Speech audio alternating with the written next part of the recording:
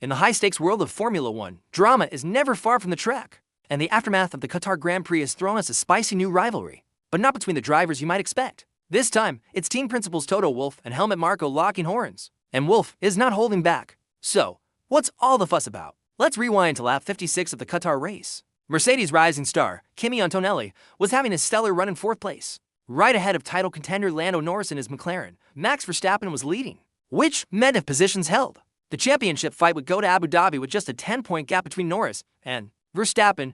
It was edge-of-your-seat stuff. But then, disaster struck for Antonelli. Just one lap from the end, he made a small but costly mistake at turns 9 and 10. That slip-up was all Lando Norris needed. He squeezed past, claimed 4th place, and crucially, rescued to extra points. This small change widened his championship lead over Verstappen to 12 points heading into the grand finale. A tiny error with massive consequences. Now, here's where the off-track action kicks off. Red Bull's advisor, Helmut Marko, never one to mince words, made a bold claim after the race. He suggested that Antonelli didn't just make a mistake. He intentionally let Lando Norris pass. The implication, that Mercedes somehow engineered the move, perhaps to influence the championship outcome even though it involved a driver from a rival team. McLaren. Well, as you can imagine, that accusation did not sit well with Mercedes team principal Toto Wolff. When asked about Marko's comments, Wolff unleashed a verbal broadside. He described Marko's claim as total and utter nonsense that blows my mind. He didn't stop there, questioning Marko's logic with some pretty strong words. Wolff laid out exactly why Marko's theory makes zero sense from Mercedes' perspective. Firstly, Mercedes is in a tight battle with Red Bull for 2nd place in the Constructors' Championship. Every single point is vital.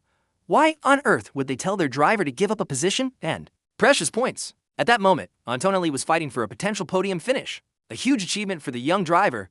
It would be completely counterproductive for the team. Wolff was visibly frustrated, not just by Marko's comments, but by the race itself. He said, "It annoys me, because I'm annoyed with the race itself. I'm annoyed with the mistake at the end, and then hearing such nonsense blows my mind." He even called the idea brainless, making it crystal clear how ridiculous he found the suggestion. To further debunk the conspiracy, Wolff explained that he had spoken with Gianpiero Lambiase, Max Verstappen's race engineer, who was also highly respected in the paddock. Wolff detailed the incident. Antonelli had a moment in the previous corner, which compromised his entry speed into the next turn. He got on the power a bit too early, the car got unsettled, and he lost the position. It was a simple, honest driver error, the kind that can happen to anyone under immense pressure. Wolff's final point was a direct challenge to Marko's mindset. He asked rhetorically, why would Mercedes even think about interfering in the drivers' championship between a McLaren and a Red Bull driver? He basically told Marko he needs to check himself and stop seeing ghosts. This fiery exchange adds another layer of intrigue to the season finale. It's not just about the driver's title anymore, it's about team pride, constructors' points,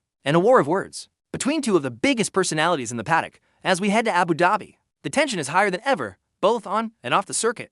What do you think? Was it just a mistake from Antonelli, or is there more to the story? Let me know your thoughts in the comments below, and if you enjoyed this F1 deep dive, make sure to hit that subscribe button for more. Thanks for watching.